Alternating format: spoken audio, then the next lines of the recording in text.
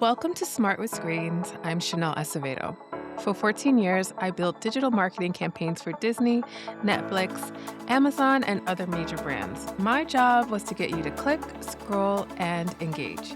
Now I teach families and schools across New York City how these systems actually work, the algorithms, the tricks, the psychology behind the screens. I'm Schnelle, and let's get smart with screens. Okay, let's talk about something I'm not proud of. Last night, I picked up my phone to check one text message. One. And somehow, 45 minutes later, I was deep in my Instagram reels watching a woman organize her pantry for the third time. I did not mean to spend 45 minutes scrolling. I didn't plan to. I didn't even enjoy most of it. But there I was. And here's the thing, I know how algorithms work. I spent 14 years building campaigns designed to keep people engaged. I teach digital literacy for a living. I literally recorded a episode a few weeks ago explaining exactly how social media platforms manipulate your attention. And I still doomscroll. So if you've ever felt bad about losing an hour to TikTok or Instagram or YouTube, let me tell you right now, it's not personal failing. It's not weakness. It's not lack of discipline. You are up against some of the smartest engineers and psychologists in the world. They have designed these platforms to be almost irresistible. But, and this is important, you're not powerless. There are actual strategies that work, not perfectly, not every time, but they work. And today I'm sharing 5 strategies that have helped me reduce my doom scrolling. Not eliminate it. I'm realistic here, but significantly reduce it. Let's get into it. The first strategy is the simplest, but it's the most important. Ask yourself, how do I feel? And here's what I mean. When you're scrolling in the moment while it's happening, pause for just 2 seconds and ask yourself, how does this content make me feel? Not, is this interesting or is this entertaining? But how does it make me feel? Because here's what I've noticed in my own scrolling. Most of the time, I'm not feeling good. I'm feeling comparison. Her house looks perfect and mine is a mess. I'm feeling inadequate. I should be doing more, achieving more, looking better. I'm feeling anxious. The world is falling apart and I cannot keep up. I'm feeling FOMO. Everyone is doing cool things and I'm sitting on my couch. Or I'm just feeling numb, like my brain is on autopilot and I'm not really present. That awareness, just noticing how you feel, is incredibly powerful. Because once you notice, you can make a choice. If I catch myself feeling worse with every swipe, I can ask, do I want to keep doing this? And sometimes the answer is yes. Let's just keep it real. Sometimes I'm tired and I just want to zone out. It's been a long day, and that's fine. But now it's a choice instead of something that's happening to me. And here's how to practice this. Set a timer on your phone for random intervals. When it goes off, check in. How am I feeling right now? Is this content making me feel better or worse? You don't have to keep scrolling. You don't have to stop scrolling every time you feel bad. Just notice. Because the algorithm wants you unconscious. It wants you on autopilot. Awareness breaks the autopilot. And once you start noticing patterns, oh, I always feel worse after looking at X type of content, you can start making different choices about what you engage with. Which brings us to strategy number 2. Actively train your algorithm to show you better content. We talked about this in episode 2, but it's worth repeating because most people don't realize how much control they actually have. Your algorithm is learning everything from what you do. They learn from what you watch all the way through, what you scroll past quickly, what you like, save, or comment on, what you search for. And right now, your algorithm probably has learned that you engage with content that makes you feel bad. Because, and this is the tricky part, negative emotions often drive more engagement than positive ones. Anxiety keeps you scrolling to see what happens next. Outrage makes you comment. Comparison makes you look longer to see all of the details. So your algorithm keeps showing you more of that content because, from its perspective, you want it. You're engaging with it, but you can retrain it. And here's how. When you see content that makes you feel bad, scroll past it quickly. Don't engage. Even if you hate watch, even if you want to leave a comment, even if you're curious, just scroll past. Because every second you spend on that content is a vote for show me more of this. When you see content that makes you feel good, inspired, informed, joyful, calm, engage with it. Watch it all the way through. Like it, save it, follow the creator. You're teaching the algorithm this is what I want more of. Use the not interested button aggressively. On Instagram, tap the three dots on a post, select not interested. On TikTok, press and hold the video, select not interested. On YouTube, click the three dots and don't recommend the channel or not interested. The algorithm will adjust. It might take a few days or a week, but your feed will start to shift. I did this recently with Instagram. My reels were full of content that made me feel behind, inadequate, like I wasn't doing enough. So I started aggressively using not interested on anything that triggered comparison or anxiety.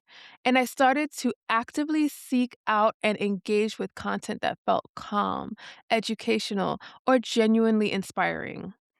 It only took about a week, but my feed changed dramatically. Now I actually enjoy Instagram instead of dreading it.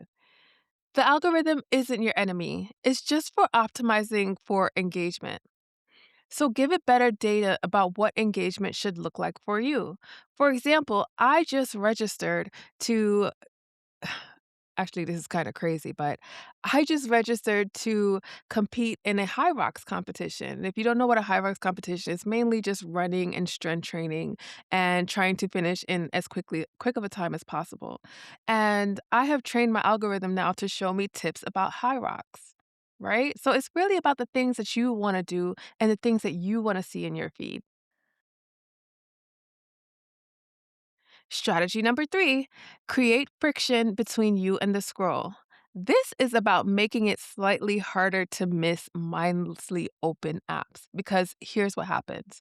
You pick up your phone for a legitimate reason to check a text, to look up directions, to call the doctor's office to make an appointment, to set a timer, and your thumb automatically opens Instagram or TikTok.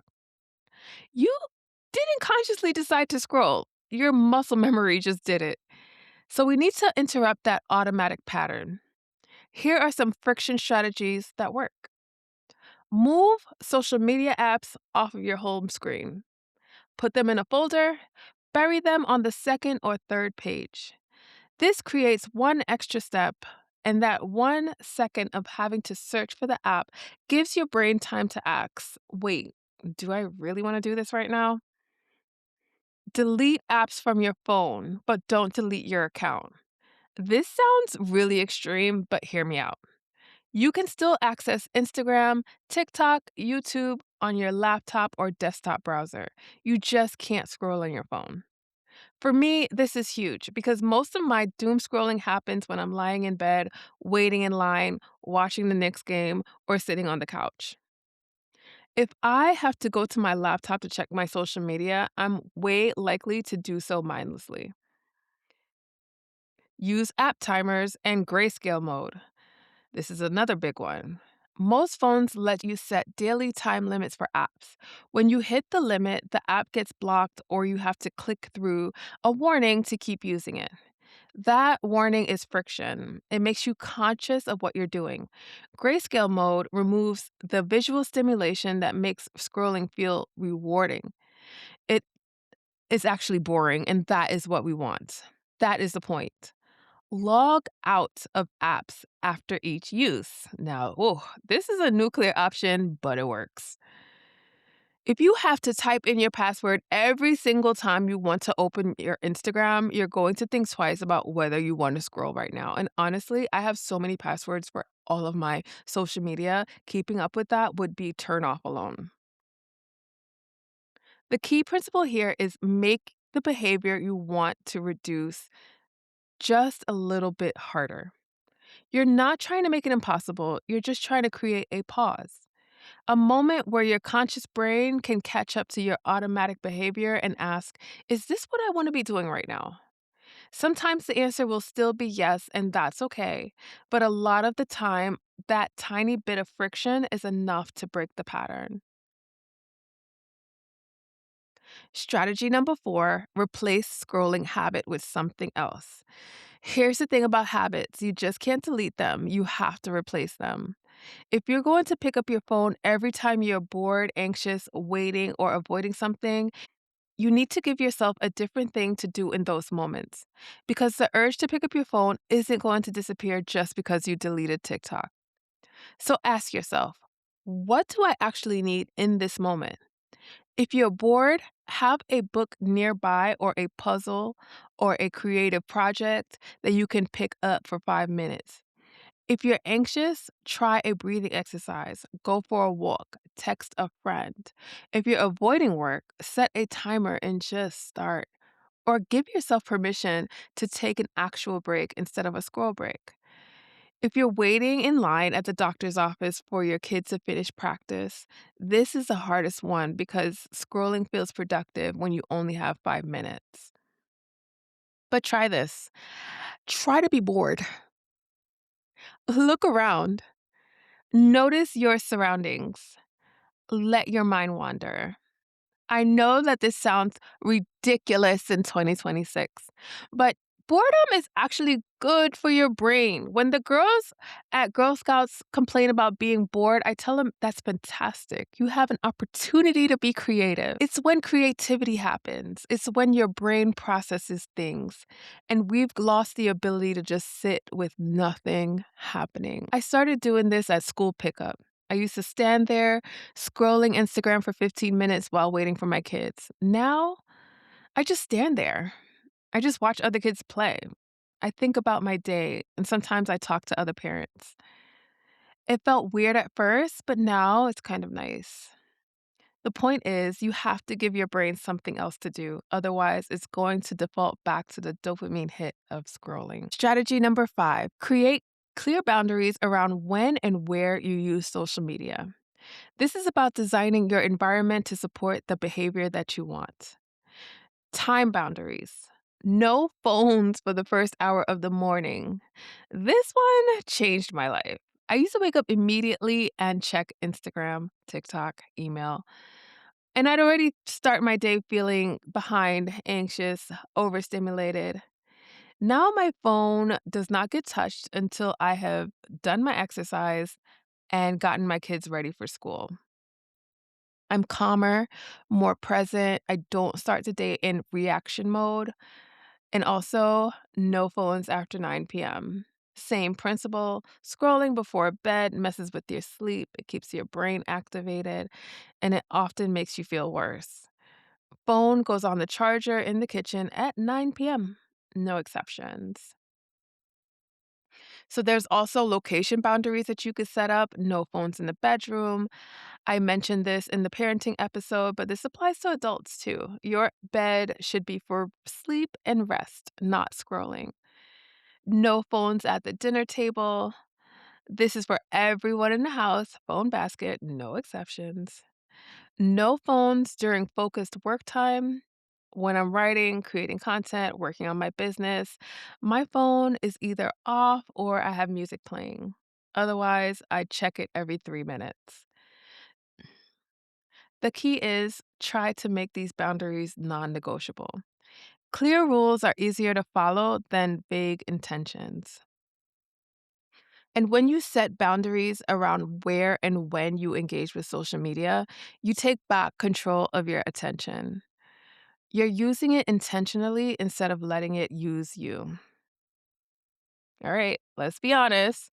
These strategies work, but they're not magic. You're still going to doom scroll sometimes because I sure do. Because these platforms are designed by incredibly smart people to be almost irresistible. And sometimes you're tired or stressed and you just want to zone out. And that's okay. The goal isn't perfection, the goal is awareness and intention. If you go from doom scrolling 2 hours a day to 30 minutes a day, that is a win. If you catch yourself in the moment and make a conscious choice to keep scrolling or stop, that is a huge win. If you retrain your algorithm so the content you do see makes you feel better instead of worse, that is a big, big, big win. Progress, not perfection. If you're a parent listening to this thinking, how do I teach my kids? You teach it by modeling it. Your kids are watching how you use your phone. They're noticing when you're scrolling at dinner, when you're distracted during conversations, and when you're on autopilot. So, the best thing you can do is practice these strategies yourself. And then, when you talk to your kids about what you're doing and why, I'm putting my phone in the kitchen at night because I noticed I was scrolling instead of sleeping. I'm being more intentional about what I engage with because I realized my feed was making me feel anxious. You're teaching them that even adults have to work at this, that it's not about being perfect, it's about being intentional. And that is the most valuable digital literacy lesson that there is. Thank you for listening to Smart with Screens. If these strategies help you, share this episode with someone who's also trying to break the doom scroll cycle. We are all in this together. And remember, you're not weak for struggling with this. You're human and up against billion-dollar companies designed to capture your attention. But you have more power than you think. You can find more digital literacy resources and tips at bamdigitalmedia.info. And if you want to bring workshops on digital well-being, algorithm literacy, and screen time strategies to your school or community in NYC, please reach out. I'm Schnelle. Until next time, let's stay smart with screens and intentional about how we use them.